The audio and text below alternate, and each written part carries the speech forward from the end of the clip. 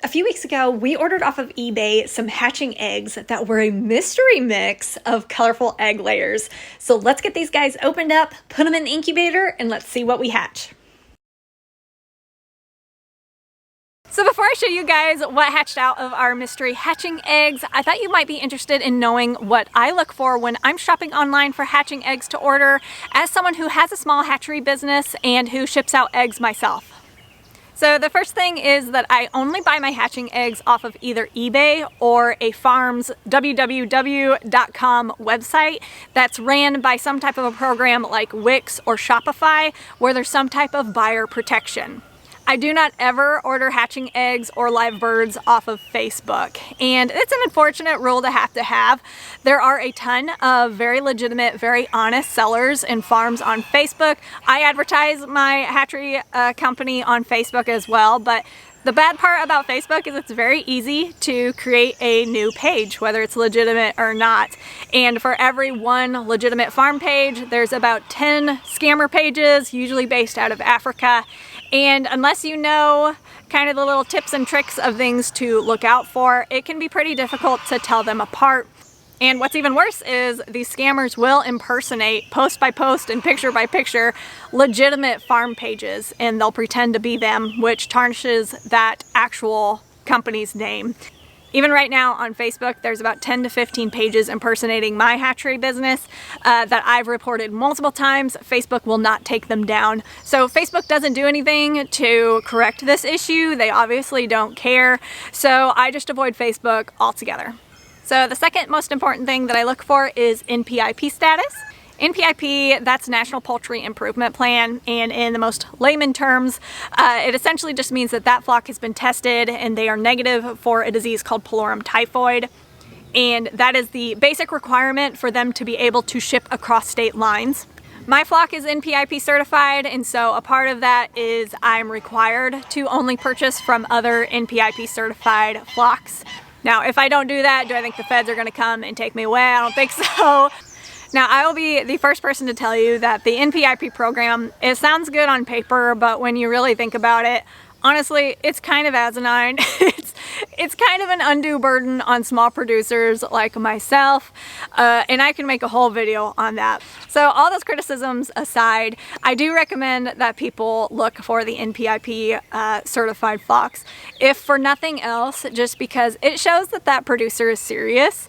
You know, they took the time and the energy and the money to invest in being a part of that program. They're doing things right. You know, they're following the rules. So it's an indicator that they may take good care of their birds, and you know, they put a lot of thought and effort into their hatchery business. So take that as you will. The next thing that I look for are the photos. I try to select producers that post multiple photos of their birds at different angles. And I'm not just looking at the birds to see if they're the quality and the color and, you know, SOP and all that stuff that I'm looking for, but I'm also looking at the background. I'm looking to see how clean the bedding is. I'm looking to see how secure their housing is. I'm looking at the bird's legs to see if there's any indicator of like scaly leg mites. That's pretty easy to spot from far away. You know, I'm looking if the hens look really overbred, if the roosters look rough, if their feathers look bad. So obviously, you know, a photo is just one moment in time. It can be staged, photos can be stolen, but it's a good idea just to look to try to get an indicator of how well the birds are cared for, because nutrition and health will play a part in how well your chicks hatch. And vitamin deficiencies can actually cause your chicks to hatch with deformities and issues that you don't want to have to deal with. So I do try to decipher how well the birds are cared for. Also, if there's a watermark on the photo, I do like that, because that is usually an indicator that the photo is not stolen and it can't be stolen. So that's another thing I look for. Another thing I avoid is if they say it's a pre-sale. A lot of people do that on eBay. Not a fan. A couple of reasons is, one, they don't actually know if they're going to have those eggs. So you may not get your birds at all, and you might end up getting a refund, hopefully, if they're not a scammer. But I like to know that that bird is actively laying at that time, and there's a reasonable assumption that you're going to be able to get your eggs. Of course, it's not guaranteed. You're dealing with live animals, but I don't like buying like peacock eggs in January when you know they're not going to start laying for another couple of months, so it might be a while. Another thing you have to be careful with that is sometimes the timeline will be extended out so much that you might lose some of your buyer protection if you're outside of that like return, refund, request window. So just be mindful of that. I'm not a fan of the pre-sales. I'm sure people have had perfectly fine results buying from a pre-sale, but for me, I got trust issues. So I just would rather not. I like to expect my eggs to be shipped out immediately, and you know, then you're good to go. The next thing I usually ask about is what type of packaging they use. So there's a million different ways to ship eggs, and most of them are fine, but I'm always a little apprehensive when they say they use egg cartons, because it seems like there's a lot of new egg sellers that will just throw eggs in a regular carton like you buy from the grocery store, throw those in a box and ship them, not realizing that USPS uses our packages for soccer practice. And so I've seen just a lot of horror photos online of eggs being just completely exploded in a box because they weren't sufficiently packaged. My personal favorite way to ship eggs is with the foam shippers.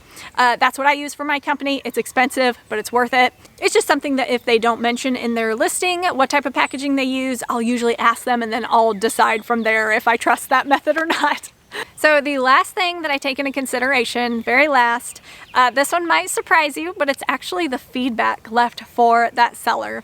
And this one, it comes from my experience as a seller of hatching eggs, because what often happens is you'll have buyers who've never incubated anything in their life. They'll go on Amazon or Temu and they'll buy a $20 incubator, and they'll decide to go big or go home, and they'll start right off with shipped eggs. And so they'll spend lots of money on your eggs, and surprise, surprise, they end up with a terrible hatch rate. So unfortunately, we live in a culture where nobody does research, even though all the information in the world is readily available in our pockets. They have very high expectations, and you know, they don't understand that shipped eggs have a typically lower hatch rate than non-shipped eggs. And you know, a 50% hatch rate on shipped eggs is fantastic, but it's always a gamble. It could be 0% to 100%. You just don't know. You just don't know what type of a trip they're going to have on their USPS. So long story short, the only feedback that I really pay attention to on sellers is if someone says, you know, I bought this breed and what ended up hatching was very obviously this, you know, because there could be a scammer that advertises some exotic, fancy, popular breed, and what you end up hatching is like a barred rock from Tractor Supply, you know. So that is a possibility. That's really the only thing I keep an eye out for. But, you know, feedback talking about a poor hatch rate, I kind of take those with a grain of salt. So those are the things that I look for when I'm ordering hatching eggs online. But our mystery hatching egg babies are now a couple of weeks old, so let me show you what they ended up looking like. So we paid for 12 eggs. We ended up having 10 make it to lockdown, which is great, and out of those, 5 hatched.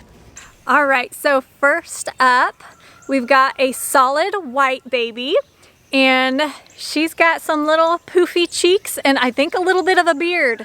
So I'm guessing this is some type of an Americana cross. Oh goodness. Non-feathered legs, and yeah, I think just solid white. And just a little teensy tiny comb. So this is baby number 1. And baby number 2, this is another light colored one, but this one has like, I don't know if the camera's gonna pick it up, but it has like this strange like peach tan tint to it. So I don't know if it's just dirty. I don't know if it's been rolling around in the shavings causing that. I don't think so. It kind of looks like it's coming in that way, and it's mostly white, except it's got this one kind of speckled brown feather here. So I'm really curious to see what this one ends up looking like. It does not have the fluffy cheeks of baby number 1, but it does have that small little comb. So curious to see what this is. Non-feathered legs. Very cute little guy. That's baby number 2. Baby number 3. This one is really interesting. The wing feathers are coming in mostly white, but if you look at the head, he's got some black feathers, and there's a little black spot around his eye. So this one kind of looks like one of my Ermine Americanas, so I'm really curious to see. You can see there's just a tiny little bit of black on this feather. But it does look like it's got little beard, little muffs maybe coming in. we'll just have to see. But yeah, unfeathered legs. And oh, there's definitely some black tail feathers coming in too. So you got a lot to say. So this is baby number 3. And baby number 4, this is a darker one. It looks like this one is gonna be barred. It's got kind of some muddy barring coming in. Yeah, it's turning kind of gray, a little less brown, a little more gray. Very cute. And it looks like it's got a little bit of a comb coming in, so we'll see what that ends up looking like. But yeah, this one's really interesting. And baby number 5, last one. This one is another dark one. It's got a pretty good size comb, beautiful eyeliner. See that? And its color, it's mostly black, but it has what looks like lacing around the shoulders. And it looks a little barred too. So this one's gonna be an interesting pattern. I'm really excited. It looks like it's kind of like a gold-based color. Maybe some gold-laced wine dot in there, but mostly black. And yeah, I would say they've got some fluffy cheeks too. I think there's some a little beard going on there too. Alright guys, that is it for today's video. Thank you so much for watching. If you like this video, be sure to give it a thumbs up. If you want to see more videos like this, be sure to subscribe, and we'll see you in the next one. Bye!